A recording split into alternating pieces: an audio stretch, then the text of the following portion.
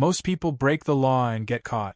A few people do something so clever, so unexpected, that governments are forced to rewrite the rules just to stop them. These are the stories of people who didn't just exploit loopholes, they exposed them. Let's begin. Number 10. The man who jumped out of a plane. It's 1971. Flying feels almost casual. You can smoke on board. Security consists of a metal detector and a board guard. Nobody checks IDs too closely. Passengers are dressed like they're going to an office meeting, not climbing into a flying metal tube. A quiet man in a business suit hands a note to a flight attendant. At first, she thinks it's a joke. Then she reads it again. The note says he has a bomb. The man orders a bourbon and soda, completely calm, like he's killing time before a meeting. He introduces himself as D.B. Cooper. His demands are specific: $200,000 in cash. For parachute. No negotiations. When the plane lands, the airline does something unbelievable. They comply. The money is delivered. The parachutes are handed over. Passengers are released. The crew is forced to stay on board. Cooper then orders the plane back into the air, flying south. Somewhere over the pitch-black forests below, he does the unthinkable. He opens the rear stairs of the aircraft. The freezing wind tears through the cabin. And Cooper jumps. No one hears a scream. No one sees a parachute open. He simply vanishes. The FBI searches for decades. No body. No money. No confirmed identity. But the aviation industry doesn't focus on who Cooper was. They focus on how he did it. Because the aircraft wasn't broken. It worked exactly as designed. So the design had to change. Every plane with rear stairs was fitted with a metal locking device that physically prevents them from opening mid-flight. That tiny piece of hardware still exists today. One man didn't just escape a plane. He permanently altered aviation engineering. Number 9. The submarines hidden in the jungle. Now imagine it's the mid-2000s. You're a patrol officer scanning the ocean for speedboats and smugglers. Instead, you spot something that makes no sense. A submarine. Not military. Not commercial. Homemade. Deep inside jungles, teams were quietly building fully operational submarines under tree canopies. These weren't crude tubes. They had engines, ballast tanks, navigation systems, and even air conditioning. Some could travel hundreds of miles underwater and carry massive cargo loads. The man behind many of these designs wasn't an engineer. He taught himself. Authorities quickly realized the real problem. These machines weren't illegal. There was no law against building or operating a submarine. So lawmakers did something unusual. They didn't ban the cargo. They banned the vessel itself. In 2008, new legislation made simply being inside one of these submarines a federal crime, even if it was empty. Most criminals break laws. This operation forced lawmakers to invent one. Number 8. The chemist who broke the casino. Casinos like to project an image of absolute control. Every light, every camera, every sound is designed to make you believe the house always knows what's happening. Especially the chips. Casino chips aren't just colorful tokens. They're supposed to be impossible to fake. Special clay blends, unique colors, invisible markings, security features only insiders understand.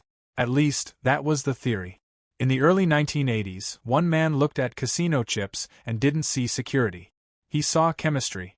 He realized something incredibly simple. Casino chips are just clay infused with dye. And dye can be removed. He started small.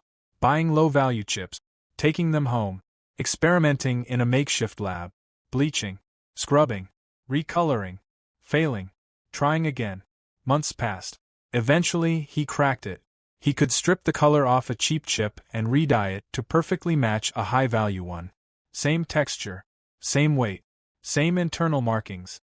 Even under ultraviolet light they passed inspection. Casinos started losing money and couldn't understand why. Cameras showed nothing suspicious. Dealers saw nothing wrong. Machines accepted the chips without hesitation. The scam ran quietly for years. He was finally caught not because the method failed, but because he got greedy. He hit the same casinos too often. When authorities uncovered what he'd done, casinos panicked. They didn't just change procedures. They redesigned everything. New materials, chemical-resistant chips, embedded tracking technology, chips that literally fall apart if exposed to solvent. The modern casino chip exists because one chemist proved the old system worked perfectly. Until someone understood it too well. Number 7. The scam that made free stuff legal. Now imagine it's the 1960s. You open your mailbox and find a package you never ordered. Inside are expensive hardcover books. Along with them is a note. It says, "If you don't return these within 30 days, we'll assume you want them and charge you." This wasn't a mistake. It was a business model. Companies intentionally mailed products to random people, knowing most wouldn't bother returning them. Others wouldn't understand the fine print. Some would feel pressured. Weeks later, a bill would arrive. Then reminder letters. Then threats about collections and credit damage. The trick was simple and horrifyingly effective. Legally, it exploited the idea of implied consent. If you keep something long enough, it might be considered acceptance. Millions were made this way. The scheme targeted elderly people, immigrants, and anyone unfamiliar with consumer law. As long as customers paid out of fear, the system worked. And for a while it was completely legal. But the businesses got greedy. They expanded beyond books into jewelry, watches, and expensive goods. Complaints flooded in. Congressional offices started receiving angry calls from constituents being harassed over items they never asked for. Finally, lawmakers stepped in. In 1969, a new rule was passed. Any unsolicited goods sent through the mail were legally classified as free gift. No payment required, no return required. No obligation at all. You can keep them, donate them, throw them away. That rule still exists today. And it wasn't created out of generosity. It was created because one greedy business model worked so well, it forced lawmakers to shut it down. Number 6. The radio station that didn't exist legally. It's 1964 in the UK. Radio is boring. The government controls the airwaves, and most stations play classical music, polite talk shows, and endless weather updates. Meanwhile, teenagers are obsessed with rock and roll, a genre the authorities barely tolerate. Then one man reads maritime law very carefully. He realizes something incredible. Radio laws stop at the shoreline. International waters begin just a few miles offshore.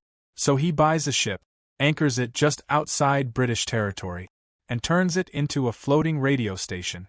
Rock music, non-stop, loud, rebellious, everything the government refused to broadcast. He names it Radio Caroline. The station explodes in popularity. Millions tune in. At its peak, it has more listeners than all government radio combined. The authorities are furious, but powerless. The ship isn't breaking broadcasting laws. It's not on land. It's not in national waters. It's legally untouchable. So the government tries everything else. They pressure suppliers. Make it illegal to bring food and fuel to the ship. Threaten advertisers. None of it works. Radio Caroline just finds suppliers from other countries. The broadcasts continue for years. Finally, lawmakers give up trying to fight the station directly. Instead, they change the rules. A new law makes it illegal for any British citizen to work for offshore radio stations, no matter where they're located. The loophole is closed. The irony? Radio Caroline didn't fail. It changed radio forever. Within years, the government launched modern pop radio stations inspired by the very thing they tried to kill. The pirate one, but only after forcing the system to adapt. Number 5. The man who outsmarted parking meters. Now fast forward to 2008. San Francisco. Parking is expensive. Painfully expensive. In busy areas, meters charge several dollars per hour. One man stands in front of a meter and starts doing math. Not rough math. Precise math. He calculates the odds of getting a ticket. The cost of a ticket. The average enforcement rate. Then he opens a spreadsheet. What he discovers is uncomfortable. If you never pay the meter and just accept tickets when they happen, you actually save money. The expected cost of illegal parking is lower than the legal rate. In simple terms, parking tickets are underpriced. He starts testing it, and it works. So he tells friends. Then he writes about it. He publishes the math, the formulas, the probabilities, everything. The city starts losing money fast. People stop feeding meters. Officials realize the problem isn't enforcement. It's arithmetic. So the city responds the only way it can. They rewrite the rules. Parking fines become progressive. The first ticket is cheap. The second costs more. The third skyrockets. Each violation compounds. They turn parking tickets into an exponential punishment curve. Probably the first time advanced math was used for legal revenge. The loophole was real. And it worked perfectly. Until the city changed the equation. Number 4. The drone that broke prison security. It's 2013. You're a prison guard doing a routine night patrol. Same walls. Same fences. Same boredom. Then you hear a sound that doesn't belong there. A low buzzing. You look up, and for a second your brain refuses to process what you're seeing. A small drone is hovering above the prison yard. Before anyone can react, it drops a package and flies away. No climbing walls, no bribed guards, no hidden compartments. Just gravity. This wasn't some high-tech military operation. The drone was store-bought. A consumer toy. A few $100s. The person behind it wasn't a mastermind kingpin either, just someone who realized something obvious. All prison smuggling laws assumed one thing: smugglers were on the ground. No one had planned for the sky. When authorities tried to respond, they hit a wall. Existing laws didn't cover drones. Aviation rules were vague. Smuggling statutes didn't apply cleanly. It was like trying to charge someone for hacking before computers existed. And once word spread, it got worse. Drones started delivering phones, drugs, tools, entire care packages. Prisons were helpless. So lawmakers moved fast. New laws were written specifically banning drone deliveries to correctional facilities. Prisons installed netting, signal jammers, and anti-drone systems. Today, prisons spend millions defending against something that didn't exist a decade ago. All because one person realized a loophole no one was looking up to see. Number 3. The man who owned the internet first. Now rewind to the early 1990s. The internet is new. Companies barely understand it. Websites are optional. Domain names are an afterthought. One man sees an opportunity. He starts registering domain names, not random ones but company names. Big ones. Airlines. Camera manufacturers. Retail giants. He doesn't impersonate them. He doesn't scam users. He just owns the names. When companies finally try to launch websites, they discover a problem. Their own name is already taken. And the owner is willing to sell for a price. Back then, this wasn't illegal. It was like arriving early to a gold rush and claiming all the land before anyone else showed up. Companies were furious. One took him to court, forcing judges to wrestle with a brand new question. Can someone legally hold a company's name hostage on the internet? The answer ended up being no. The case changed everything. Lawmakers stepped in and wrote entirely new legislation defining cybersquatting and imposing massive penalties. Today, trying the same trick could cost you hundreds of thousands of dollars per domain. But at the time, there were no rules. Because no one imagined someone would understand the system that well that early.